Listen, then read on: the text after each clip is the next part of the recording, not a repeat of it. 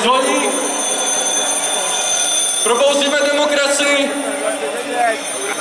bojujeme za demokracii každý den, každou hodinu svého života, celý svůj život, protože bez svobody není demokracie a bez demokracie není svobody. Vydržte minutu.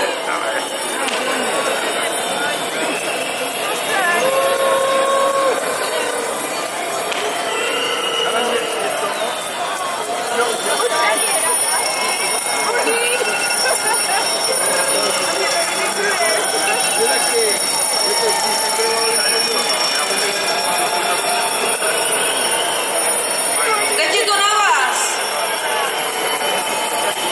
V informačním věku jsme slyšet po celé zemi. Děkuji.